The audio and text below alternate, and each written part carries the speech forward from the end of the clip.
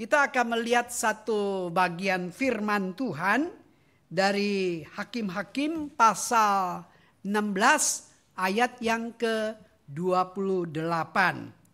Demikianlah sabda firman Tuhan, berserulah Simson kepada Tuhan katanya, ya Tuhan Allah, ingatlah kiranya kepadaku dan buatlah aku kuat sekali ini saja ya Allah, supaya dengan satu pembalasan juga aku balaskan kedua mataku itu kepada orang Filistin.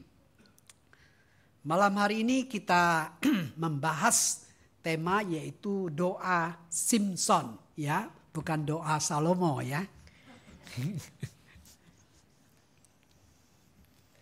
Ada seorang pengajar Alkitab mengajukan pertanyaan berikut pada kelas yang sedang diajarnya. Ketika kalian dalam kesulitan, apa yang paling sering kalian lakukan terlebih dahulu? Jadi pada saat ada masalah, yang pertama kita lakukan apa? Ia memberi mereka 3 pilihan. Pilihan pertama, berusaha mengatasi sendiri. Jawaban yang kedua, menelepon teman atau menceritakan kepada teman. Jawaban ketiga, memohon pertolongan Tuhan atau berdoa kepada Tuhan. Nah, di kelasnya ada 35 orang, ternyata hanya 2 orang itu yang memberikan jawaban nomor 3. Yang lainnya, kalau bukan jawaban pertama, ya jawaban nomor 2. Bapak Ibu Saudara sekalian, seringkali doa tidak menjadi tanggapan, respon yang pertama atas permasalahan kita permasalahan yang kita hadapi. Kita mungkin mencoba memecahkan persoalan kita dengan pengalaman kita, dengan intelektual kita, dengan pengetahuan kita, mungkin dengan finansial kita. Atau mungkin kita berpaling kepada teman-teman yang bisa kita andalkan. Ketika tak satu pun yang bisa menolong, baru kita terakhir mohon pertolongan kepada Tuhan. Saudara sekalian, doa harus menjadi tanggapan, respon yang pertama kita. Bukan usaha yang terakhir. Jadi kita harus punya satu mindset. Pada saat kita menghadapi masalah, respon kita yang pertama, tanggapan yang pertama harusnya kita datang kepada Tuhan. Ini harus kita di satu pola hidup kita. Kalau kita melihat bersama-sama belajar ya, Simson ya, tokoh Simson ini ya. Simson itu artinya istimewa, kuat. Kalau kita nonton film, mungkin orang yang paling kuat itu Superman kali ya. Tapi dalam fakta sejarah, orang yang paling kuat dalam sejarah manusia adalah seorang pahlawan pada zaman para hakim, yaitu Simson. Ya, Simson. Nah, kita akan bersama-sama melihat profil dan data-data mengenai Simson ini ya. Kalau kita lihat latar belakangnya, Simson lahir sebagai anak dari Manoah, pasangan yang sebelumnya tidak memiliki anak ya. Dan kemudian malaikat Tuhan memberitahu kepada ibunya bahwa ia akan melahirkan seorang anak yang akan menjadi seorang nasir Allah. Yang berarti dia akan didedikasikan kepada Tuhan sejak lahir. Sebagai bagian dari nasarnya, Simson tidak boleh minum anggur atau minuman keras dan tidak boleh potong rambutnya. Dan kalau kita lihat yang kedua, Simson memiliki kekuatan yang luar biasa.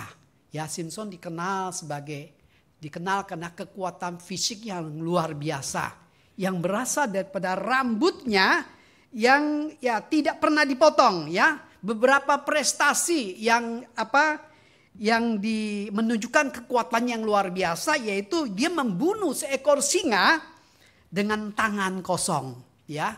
Biasanya kalau manusia lihat singa, lihat harimau, kita itu bisa lari terbirit-birit atau kita lumpuh di sana, tidak bisa bergerak. Ya, dia dengan tangan kosong dia bunuh itu singa. Ya, dia mengalahkan 1.000 orang Filistin dengan menggunakan rahang keledai sebagai senjata. Ya, kita lawan 2 orang kita sudah babak belur kali ya. Dia lawan 1.000 orang ya. Tentunya bukan langsung 1.000 orang, tapi dia satu-satu dia bunuh begitu, atau dia sekali bunuh 2 begitu. Ya, jadi kita boleh bayangkan kekuatannya itu luar biasa sekali ya. Dia membawa pergi ya atau menggotong pintu gerbang kota Gaza. Ya, Gaza lagi panas ya. Bersama dengan tiang-tiangnya dibawa ke atas bukit. Waduh, gak terbayangkan ya. Nah, kalau kita lihat hubungan Simson dengan Delila, ya, kalau namanya Delila pasti cantik ya. Kalau enggak, Simson enggak akan sampai terpersona, jatuh cinta begitu ya. Jatuh cinta pada seorang wanita yang bernama Delila. Nah, karena itu para pemimpin Filistin itu merupakan musuh bangsa Israel, memanfaatkan Delila untuk mengetahui di mana letak kekuatan daripada Simson ya. Berkali-kali Simson mencoba memanipulasi atau menipu Delila. Tapi namanya ada satu pepatah Tionghoa yang mengatakan, nan ren nan guo mei ren guan, ya, ni ren nan guo jing qian guan. Ya, jadi seorang pahlawan sehebat-hebatnya nggak bisa lawan seorang wanita ya. Jadi wanita jangan dilihat lemahnya ya. Wanita itu lemah, tetapi seorang pahlawan itu bisa bertekuk lutut ya, seperti itu Simson. Akhirnya karena dia merengek, dia mau tahan lagi, akhirnya membongkar rahasia kekuatannya pada rambutnya ya. Dan kemudian kita melihat hal yang keempat, penangkapan dan kematian Simson ya. Setelah kehilangan kekuatannya, Simson ditangkap orang Filistin, kemudian matanya dicungkil ya. Kemudian dia dipaksa sebagai budak untuk bekerja begitu ya. Jadi kita melihat kemudian dalam satu kesempatan setelah sekian lama rambut Simson mulai panjang ya. Kemudian dia minta kekuatan yang terakhir kepada Tuhan ya. Saudara-saudara sekalian, klimaks dari kisah hidup Simson sangat menarik untuk diperhatikan ya, ketika raja-raja orang Filistin itu kumpul mengadakan upacara penyembahan kepada dewa mereka, dewa Dagong ya. Dagong untuk merayakan kemenangan besar atas Simson. Kemudian Simson juga dihadirkan sebagai pelawak begitu ya. Saudara bayangkan penghinaan yang luar biasa. Dulu seorang pahlawan yang luar biasa yang ditakuti oleh bangsa Filistin. Kemanapun dia pergi mereka ketakutan ya. Selalu dia meraih kemenangan. Sekarang dia disuruh jadi pelawak ya oleh orang Filistin. Ini satu penghinaan yang luar biasa ya. Saudara sekalian, the last final showdown ini settingnya di kuil Dagong. Yang kita tahu di sana ada pilar tinggi yang besar, dan di bagian atas kuil itu ada atap yang sangat besar ya. Sementara di bawahnya ada banyak orang, ada patung dewa Dagong sendiri dan juga pemimpin-pemimpin bangsa Filistin. Jadi di bagian atapnya itu bisa menampung 3.000 orang ya.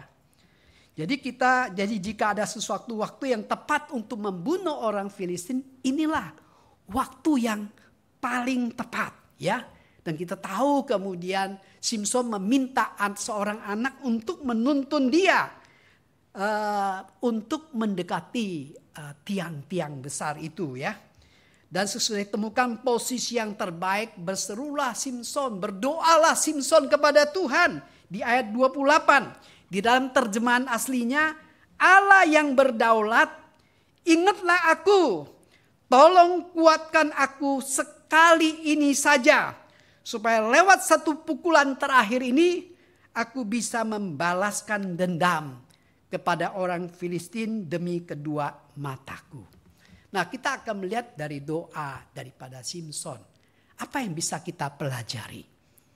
Ya, yang pertama saudara sekalian, kita melihat doa Simson ini ada doa yang berdasarkan iman.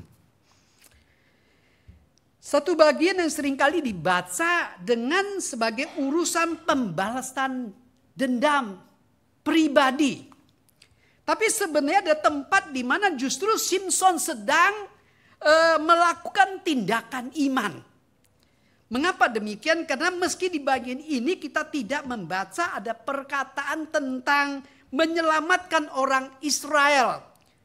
Kita cuma membaca alasan balas dendam lagi. Tapi di sini Simson mulai mengenali bahwa Allah Israel adalah Allah yang berdaulat.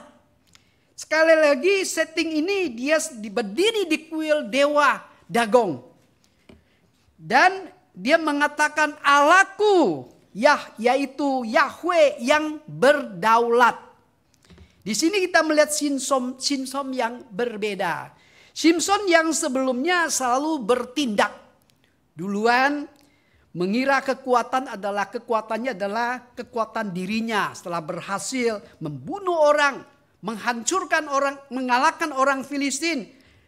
Kita tidak melihat catatan, dia tidak pernah mengucap syukur kepada Tuhan, memuliakan Tuhan, memuji Tuhan, tidak ada.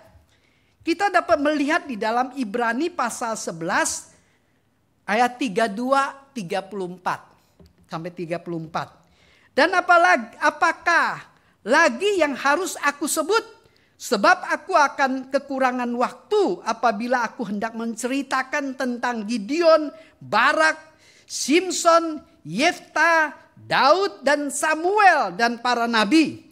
Yang karena iman telah menaklukkan kerajaan-kerajaan, mengamalkan kebenaran, memperoleh apa yang dijanjikan menurut mulut singa-singa, memadamkan api yang dahsyat. Mereka telah luput dari mata pedang, telah beroleh kekuatan dalam kelemahan, telah menjadi kuat dalam peperangan, dan telah memukul mundur pasukan-pasukan tentara asing. Dikatakan Simson sebagai salah satu tokoh iman.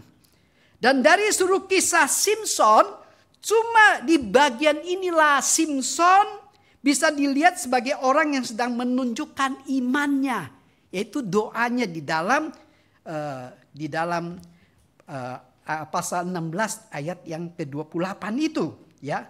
Jadi ini satu hal yang insightful bahwa Simson telah direndahkan pada sampai seperti debu. Dia sungguh melihat kelemahannya secara nyata. Dengan demikian tindakan kekuatan terakhir berbeda dengan tindakan kekuatan yang lainnya, yang lain sebelumnya. Dalam pasal 16 ayat 28, Simson pertama kali minta Tuhan untuk mengingat dia. Satu permintaan yang begitu rendah hati. Kalau kita meminta orang mengingat kita berarti apa? Kita boleh dilupakan. Juga kita boleh dilupakan atau kita bisa dilupakan. Simson akhirnya menempatkan dirinya di antara dua pilar tengah kuil itu dan dia mendorongnya. Dan di ayat ke-30 dia mengatakan, biarlah kiranya aku mati bersama-sama orang Filistin ini. Lalu dengan segala kekuatannya dia mendorong pilar itu, runtuhlah seluruh kuil itu. Berikut atap-atapnya ke atas para pemimpin bangsa Israel beserta dengan seluruh rakyatnya. Saudara sekalian, ternyata momen yang paling penting dalam hidup Simson justru adalah momen kematiannya. Ya, momen di mana dia paling menunjukkan iman terlihat dari bagaimana dia menjemput kematiannya. Di dalam momen ini justru dia menjalankan perannya menjadi penyelamat yang Tuhan telah berikan kepada bangsa Israel. Kita tahu bahwa Simson itu dapat visi misi atau mendapat panggilan itu untuk menjadi penyelamat bangsa Israel. Tetapi kalau kita lihat tindak tanduknya, tingkah lakunya selama dia melawan orang Filistin itu semua melulu dia marah, dia emosi dan sebagainya. Bukan dalam konteks menyelamatkan bangsa Israel. Tapi dalam konteks dia mau terakhir dia sebelum mati. Itu adalah tindakan iman. Dalam konteks untuk menjadi penyelamat bangsa Israel.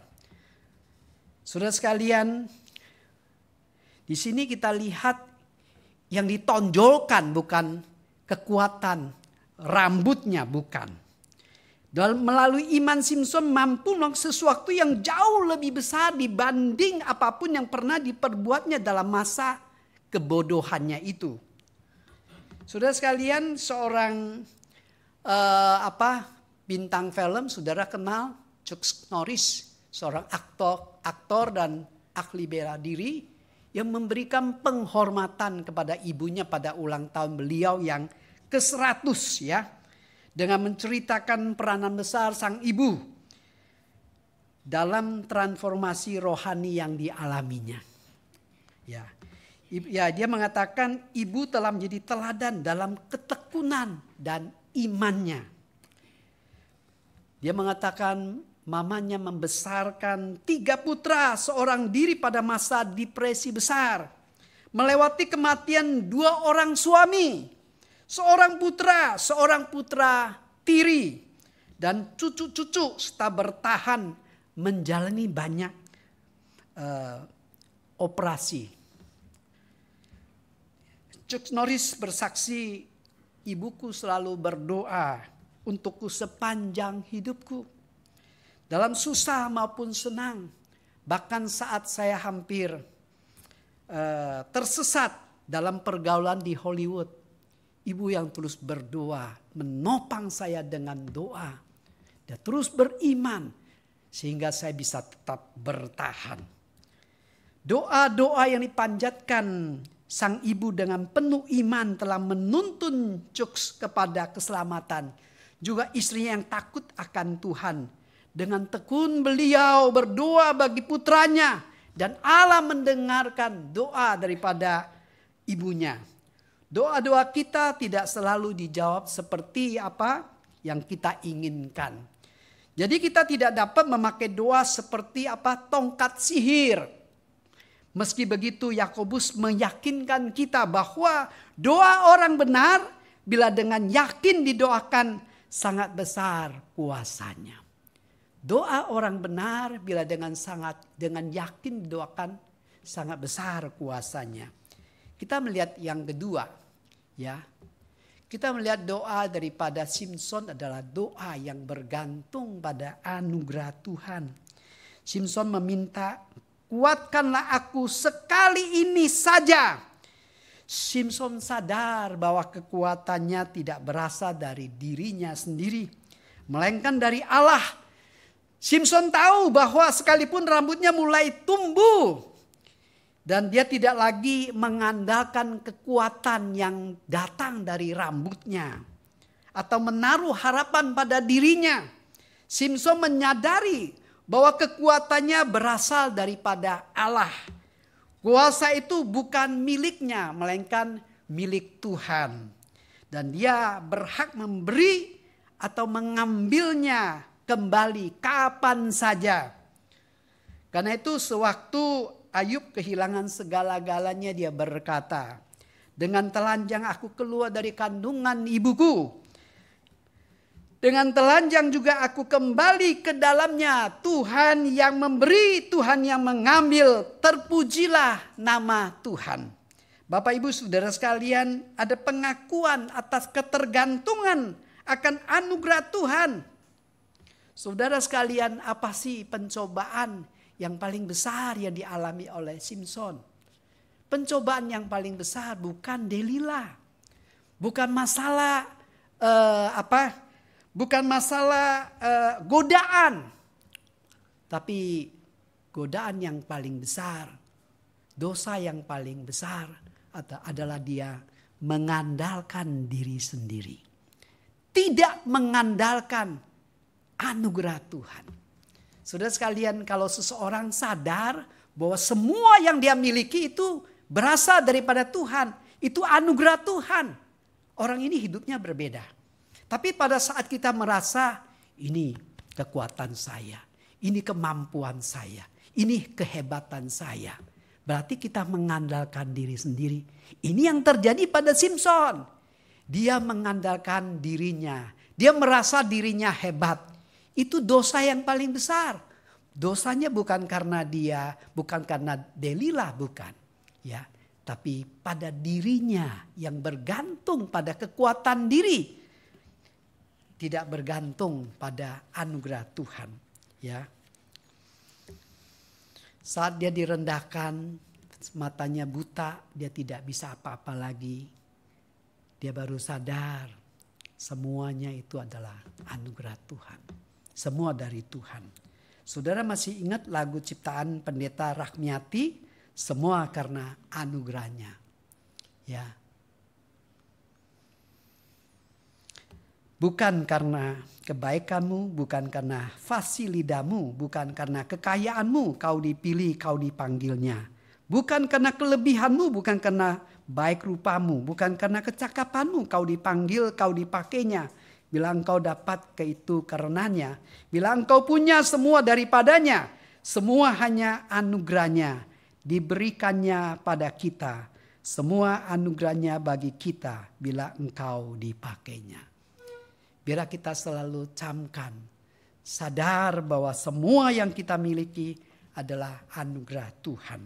Hal yang ketiga, saudara sekalian, doa daripada Simson adalah minta kekuatan untuk melawan dan membunuh musuh Israel, yaitu bangsa Filistin.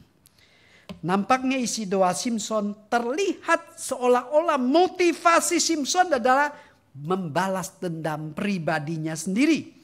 Dan bukan murni untuk menggenapi visi Allah yang Allah berikan. Kalau kita nonton film silat, saudara sekalian, kita ingat intinya cuma satu. Balas dendam.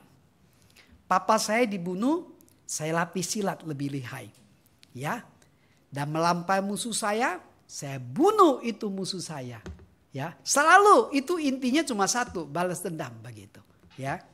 Nah, saudara sekalian, di dalam konteks Simson, jangan lupa dia dipilih Allah, ya, menjadi hakim bagi bangsa Israel.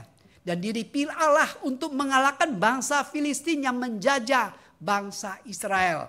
Sehingga di dalam Bilangan 33 ayat 55, Alkitab menyatakan, tetapi jika kamu tidak menghalau penduduk negeri itu dari depanmu, maka orang-orang yang kamu tinggalkan, hidup dari mereka akan menjadi seperti selumbar di matamu. Dan seperti duri yang menusuk lambungmu. Dan mereka akan menyesatkan kamu di negeri yang kamu diami itu. Kita selalu berpandangan bahwa kemarahan atau kebencian merupakan hal yang murni jahat. Jika kita memiliki pandangan demikian, kita perlu membenahi sedikit cara berpikir itu. Karena kita harus membenci iblis. Kita harus membenci apa? Membenci dosa dan kejahatan. Kita harus menaruh amarah pada iblis. Kita tidak boleh mengasihinya atau bersahabat dengannya. Sebab persahabatan dengan iblis atau dengan dunia sama dengan berpermusuhan terhadap Allah. Lihatkah Allah pun memiliki murka dan kebencian terhadap iblis. Kemarahan, kebencian tidaklah murni jahat dalam dirinya sendiri. Yang menjadikan keduanya jahat adalah kita sendiri. Kita membenci sesama kita yang tidak seharusnya kita benci. Dan kita malah bersahabat dengan iblis. Dengan dunia yang seharusnya kita benci, kita jauhi. Itulah doa Simson, doa terakhir Simson. Setelah menunjukkan doa itu, Simson merangkul kedua tiang yang paling tengah, penyangga kuil itu. Lalu bertopang kepada tiang yang satu dengan tangan kanannya, kepada tiang yang lain dengan tangan kirinya. Maka berkatalah Simson, biarlah kiranya aku mati bersama-sama dengan orang Filistin. Lalu ia membungkukkan dirinya dengan sekuat-kuatnya. Kita tahu kemudian kuil itu roboh. Raja-raja Filistin mati. Dan banyak penduduk yang mati, ribuan orang mati. Dan dikatakan oleh firman Tuhan bahwa waktu Simson juga mati, orang yang dibunuhnya jauh lebih banyak daripada pada waktu dia masih hidup. Jadi di sini kita lihat di dalam masa waktu kematian Simson, dia sedang menjalankan perannya sebagai penyelamat bangsa Israel.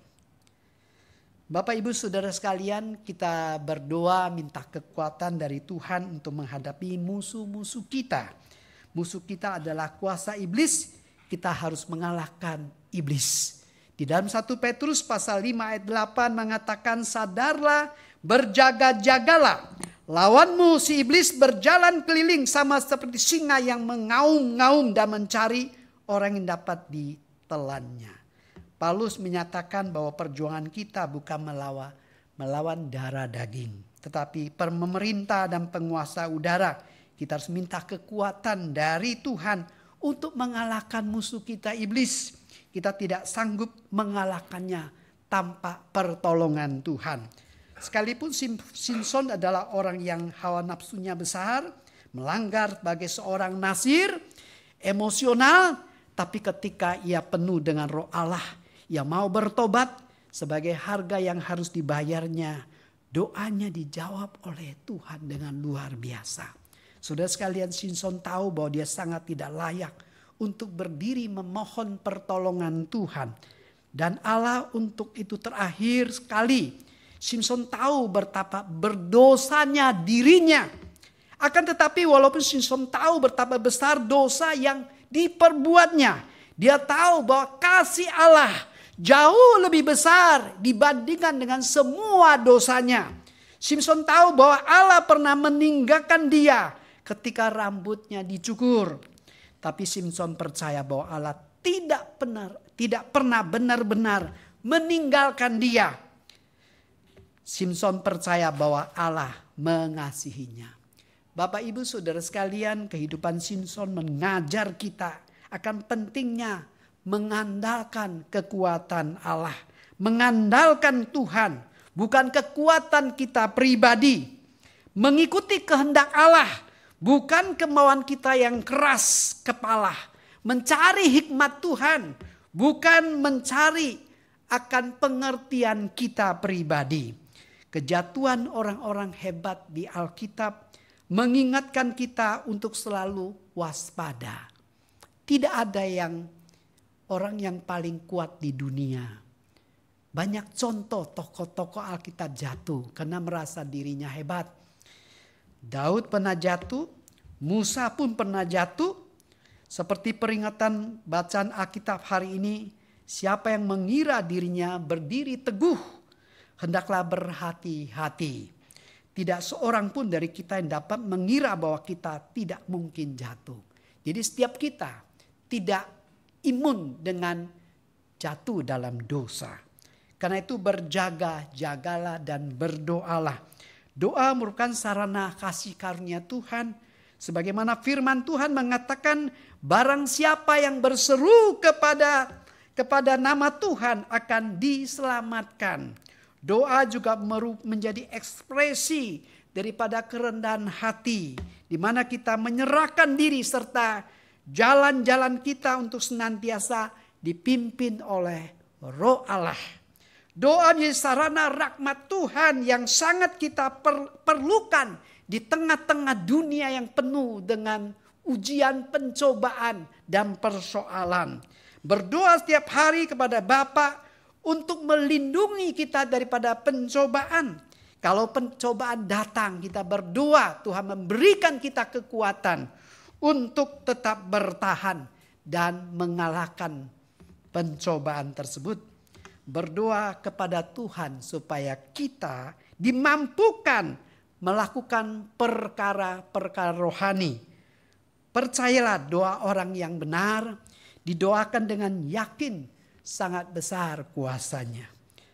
Bapak Ibu Saudara sekalian, selama berjam-jam Brian berjuang memperbaiki pipa ledeng yang di kamar mandinya yang rusak. Sekeras apapun dia berusaha, nampaknya tetap tidak berhasil. Anaknya yang berusia 4 tahun asik mengamati ayahnya. Dia ingin membantu, apa daya, dia memang tidak mampu, masih terlalu kecil. Dan Brian melihat dari sorot mata anaknya ingin membantu tapi tidak bisa.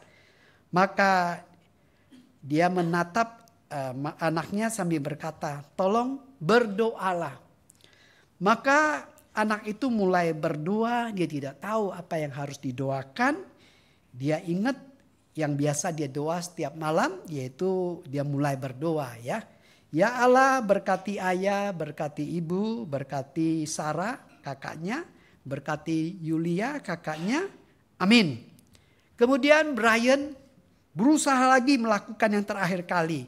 Dan kali ini berhasil. Bapak Ibu Saudara sekalian, seperti anak yang berusia 4 tahun. Kita seringkali juga tidak tahu apa yang harus kita katakan dalam doa. Namun kita dapat datang kepada Allah dengan segala kebutuhan kita. Karena kita menaruh percaya kepada Roh Tuhan. Bukan pada diri sendiri atau pada orang lain. Tuhan mendengar dan mengetahui isi hati kita. Terlebih lagi dia juga mendengar dan mengetahui isi hati Allah Bapa. Seorang teolog yang bernama George MacDonald menulis, Bapa melihat jauh ke dalam lubuk hati saya dan melampaui apa yang saya pikirkan. Dia berdoa untuk saya. Roh Allah mengambil alih doa kita yang kurang sempurna, memasukkan kehendak Bapa. Dalam doa itu menjadikan permohonan yang bermakna dan berarti. Saudara sekalian, kendati mungkin kita tidak menerima apa yang kita inginkan, kita tetap akan menerima yang terbaik dari Allah. Mitra doa kita dan mengetahui kebutuhan kita yang terdalam. Allah tidak hanya mendengar kata-kata kita. Dia juga mendengar hati kita. Biar Tuhan memberkati kita sekalian. Amin. Mari kita bersatu dalam doa.